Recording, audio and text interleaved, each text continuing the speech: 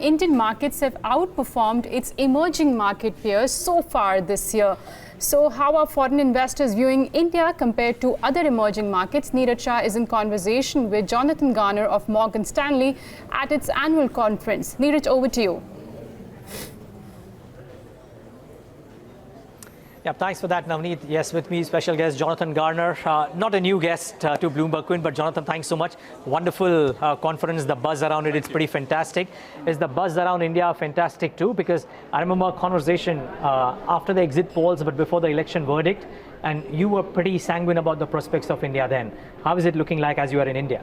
Yeah, it's one of our key overweights, along with Brazil, and I'm pleased to report that it is performing well, along with Brazil. It's a long way from the trade and tariff disputes that occupy China and the US.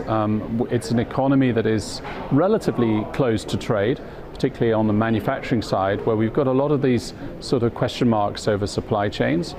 We've had the election outcome, and India is also able to benefit from the falling oil price, and that's a bullish environment, which has allowed the RBI to begin to cut rates. So India is one of the very few markets in the world that's actually been rising in the course of May and so far this month. Yeah.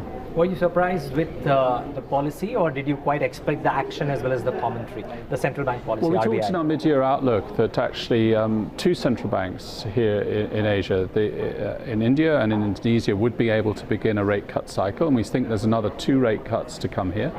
But then there is the issue about financial sector transmission mechanism, which I think the incoming finance ministry team needs to address, because we have been going through issues in the shadow banking sector here, and we still have this overarching issue about public sector bank recapitalization, reorientation, that needs to be addressed by the incoming team. And then we can actually really start to get a virtuous growth cycle going again. Because I think the missing part of this story is really the earnings growth for the broader market and the broader economic growth situation, which is yet to improve. Yeah, and you're banking upon your targets coming through because of the earnings growth. But since you brought this up, and I'll get to the Sensex and the targets in a bit, Jonathan, but since you brought this up, a new finance minister, yes. A new team, and as you mentioned, the financial sector, a lot of things need to be done. Yes. What have you made of whatever is little has come to the public eye thus far? What do you expect the next 2 months to throw up in terms of reforms, measures, moves? Well, these problems, I should emphasize, are not unique to India. It's a challenge for many countries, including in the advanced economies, to get their financial sector in the right shape to fund the growth that is needed in all countries. Particularly, it's challenging to engage with the private sector and in smaller scale private sector projects.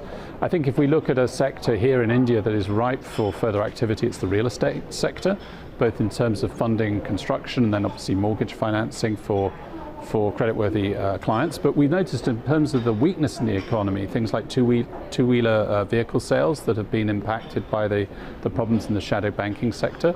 And that shadow banking sector got so big partly because the public sector banks were not in a position to lend.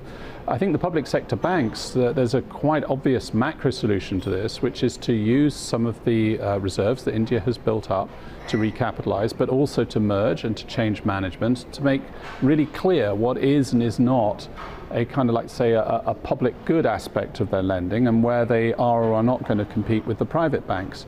Because in aggregate, there has been this persistent problem of growth disappointment. And I think that there's, again, India's not unique in that. There are other countries in the emerging world. Brazil, which we also like for different reasons, has had a quite weak growth environment.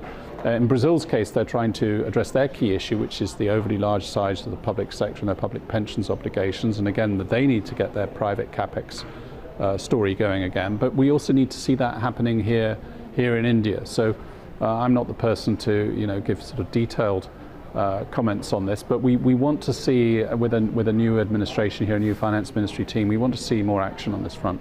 You would expect, or you would hope for this action to be front-ended immediately around the budget or immediately post the budget, or is it okay for this to happen 3-6 months down the line? Because the reason I'm asking, because a lot of people are basing their targets or their predictions on the markets based on what happens in the budget. Too many hopes from the budget, and not all of them may turn out to be true, because the last 5 years, this government has shown that they don't necessarily apply to the demands and the wishes of the Lal Street? Well, I think it's always the case that the government sets the overall environment, but it's the private sector, both consumers and corporates, that can really drive development in any country. And here, obviously, the oil price moving lower and the reduced fiscal subsidy regime, that should pass through relatively quickly.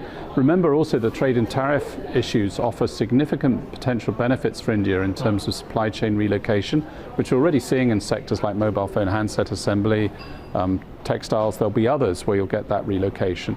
So the budget isn't the only part of it, but what we're interested in seeing in the budget is, yes, there'll be more infrastructure spending, and we'd give the government a good score for that, and hopefully more measures to attract foreign FDI and FII. But this key issue about getting the banking system fixed to fund growth, it hasn't been prosecuted aggressively enough, and it needs to be at the start of this new administration. So you would want this to be a part of the budget in some form or the other? Yes. Okay. We want to see some really concrete initiatives and action on this. Okay.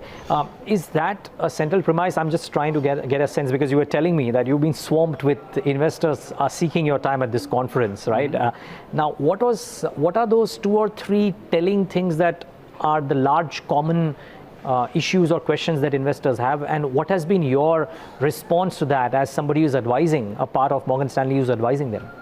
Well, this topic that we were just talking about is the one that comes up most frequently. Okay. Also, what is the attitude of the government to inward FDI? In the first part of Mr. Modi's administration, it was really quite welcoming to FDI. I think recently there's been more question marks over that, particularly in sectors like the internet space, for example, internet retailing and things of that nature. And then we obviously have to see, how does divestment work? We understand, of course, the government's not in a position to do widespread privatization, but how does it partner with the private sector, both domestically and overseas? That's important. But I don't want to sort of dwell on the negative, because there's a lot to be positive about here. The underlying valuations are relatively low. The fiscal and current account position and inflation position is much better than in the past, so you don't have to worry about those spikes in real interest rates. And India could well get quite lucky at a time when actually the China-US trade tensions are causing some significant question marks over capital flows between the US and China. So that could benefit. India is one of those countries, I think Japan is another, and Brazil is a third, that can somewhat stand in the middle of these 2 major combatants and actually use the situation to its own advantage.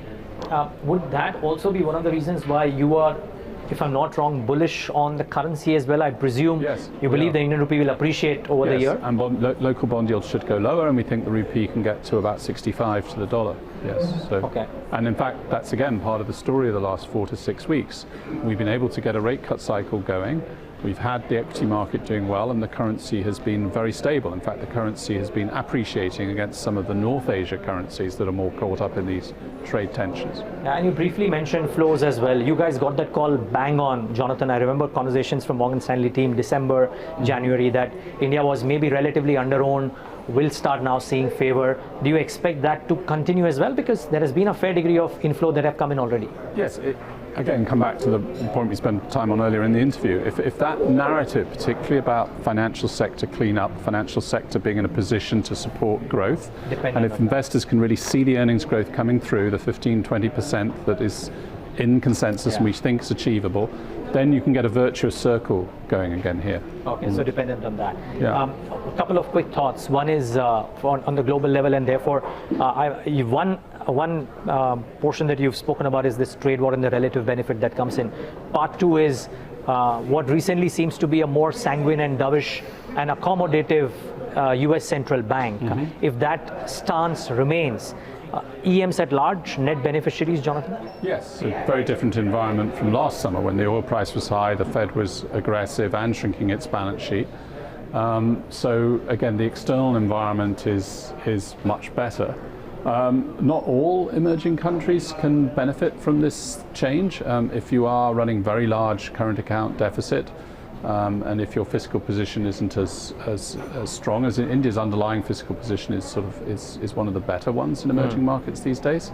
Certainly the reserve coverage of external debt is very strong, for example, which is why you can use reserves to fund public sector bank cleanup and reorientation. Then your currency wouldn't be in a strong position as the rupee. But at the moment, it's very interesting. The rupee and in fact the Brazilian real have been strong in recent weeks. Well, I'm sure somebody's listening into this because the finance minister has shown that she's pretty open to use all forms of feedback, including Twitter, to get feedback from market participants. So I'm sure somebody's listening to this. One final question, Jonathan. You sounded, and it's played as per script thus far, on your bullishness on the Indian markets as well. Earnings-led upsides in the Sensex. Would you believe FY20 could be that year wherein we finally see some meaningful earnings growth? FY19, there was a little bit here and there. Would FY20 be the year? Yes, it's been depressed in most sectors for quite some time. There are some exceptions to that, but we should have operational gearing that should kick in after a period of depressed earnings. And our favoured sectors are consumer discretionary, industrials, domestic sectors generally, private sector financial institutions. We would like to see the real estate sector be much larger in the market here, and that's often core to the development process. And again, it's been a missing part of the story here for a number of years.